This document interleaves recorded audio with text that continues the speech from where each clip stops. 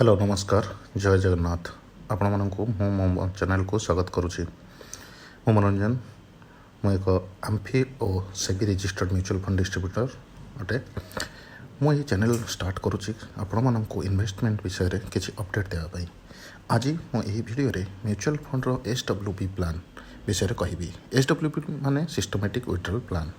तो आपको जदि मासको किछि टंका आपण इन्वेस्टमेंट रू विड्रॉ करिवार अछि तेबे ए प्लान टी आपण बहुत सुइटेबल हेबो।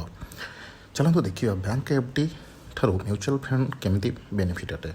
स्टार्ट करने आगु मुझे गोटे डिस्क्लेमर जनइबा चाहूँगी म्यूचुअल फंड रे इन्वेस्टमेंट मार्केट रिस्क सहित जोड़ा ही अच्छी से लगी रिटर्न जो है आम मेंशन करुचु सेटा प्रीवियस रिटर्न रोचे ग्यारंटेड रिटर्न सेटा नुहे आपण रेफरेंस आम लास्ट 10 इयर्स रिटर्न्स को नहीं कैलकुलेट करूँ।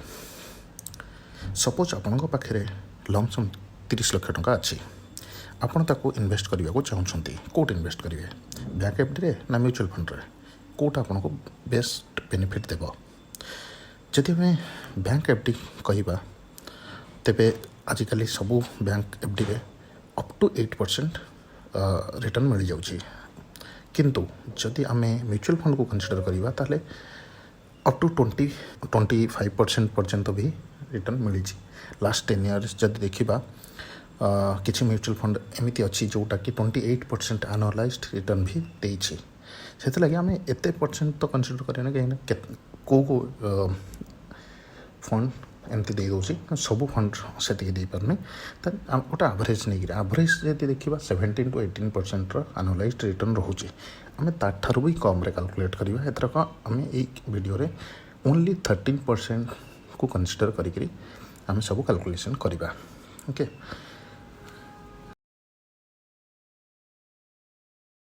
बैंक एफडी रे जदि आम 30 लाख टंका रखा तेरे 8% हिसाब से 20 इयर्स रे आपण कॉर्पस वैल्यू हेबो 1.39 करोड़ और 1.4 करोड़। आउ जदि सेमिति 30 लाख टंका रखिबे म्यूचुअल फंड रे 20 इयर्स पे आपण कॉर्पस वैल्यू हो 3.45 करोड़ जोटा कि डबल रू भी अधिका। से लगे म्यूचुअल फंड आम 13% हिसाब से रिटर्न कैलकुलेट करके कहूँ जदि आपको अधिका मिली परसेंटेज रिटर्न ताले सेटा आहरी भी अधिका हेबो। जदि आपण चाहूँगी कि 20 वर्ष पर्यंत रिटर्न नापी अपेक्षा करेंगे कि आपको मासक मास सपोज आपंकर लिविंग एक्सपेंस 25,000 टंका मासक दरकार तो आम सेटा भी करें ये SWP प्लान थ्रो रे म्यूचुअल फंड किंतु एफडी रे सेमती किसी ना। एफडी रे जदि आप मझे किसी विड्रॉ करने चाहूँ तो एफडी ब्रेक करा पड़ो से आपको पेनाल्टी देवाक पड़ो किंतु एथिरे सेमती किसी ना। आपको मंथली जो डेट आप सेट करेंगे से डेट रे एक्जाक्ट से डेट रे आपको 25,000 टंका मासक आसीज आप अकाउंट रे जो बैंक अकाउंट देते।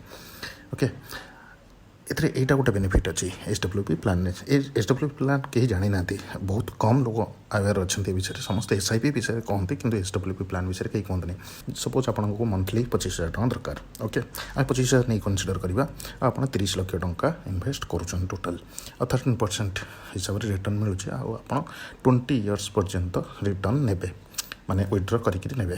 ठीक अच्छे जदि 25,000 हिसाब से आप 20 इयर्स पर्यंत नौ तो टोटाल केते रिटर्न है 60 लाख टंका आप रिटर्न पाईगले प्रति मासरे 25,000 हिसाब से। ता सहित आफ्टर 20 इयर्स 20 वर्ष पर आपन जो कॉर्पस वैल्यू थी माने पोर्टफोलियो वैल्यू थी 1.12 करोड़। भावतु 1.12 करोड़ प्लस 60 लाख जोटा कि आपको मिल जाए प्रथम मासरू ही है प्रथम मासरू 25,000 कर मिल जाए 20 वर्ष भितर तो से तो रिटर्न एत कैलकुलेट हो पारे से लगी 1.12 करोड़ एमती मिल टोटाल आउ 60 लाख टका मिल यहीटा मुझे 13% हिसाब से जदि आपको अधिका मिल 13% रू अधिका परसेंट ताले आहरी बहुत कॉर्पस वैल्यू हो। ठीक अच्छे तो ये आपंकर कौन दुटा बेनिफिट है गोटे मंथली जो एक्सपेंस अच्छी से आप यूज करें आउ सेकेंड आपंकर इन्वेस्टमेंट वैल्यूटा भी ग्रो हो चलला। ठीक अच्छे यहीटा ये बेनिफिट अच्छी। आ जदि आप एमती किसी इन्वेस्टमेंट करने को चाहते तो आप आम सहित जोड़ी हो पारे मुझे आमर व्हाट्सएप नंबर डिस्प्ले कर दूसरी आप व्हाट्सएप नंबर मेसेज करेंगे हाई लिखिकी पठेले आम आपको रिटर्न रिप्लाई देवु।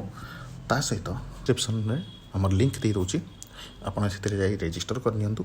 रेजिस्टर कलापर आम आपको कॉल करूँ आपको फंड सिलेक्शन करी देवु जो फंड की भल रिटर्न कर आम प्रति वर्ष आपंकर पोर्टफोलियो को रिव्यू भी करूँ बाय चांस को फंड सिलेक्टेड होकर से भल परफॉर्म करूनी आम जानूँ कि मार्केट ग्रो से फंडटा ग्रो हेनी तो आम आपको कहूँ से स्विच करके आउटा को जावाई जोटा कि आप लॉस हेनी फ्री ऑफ कॉस्ट आम पाखु से सर्विस पाइपर आज एति धन्यवाद जय जगन्नाथ नमस्कार।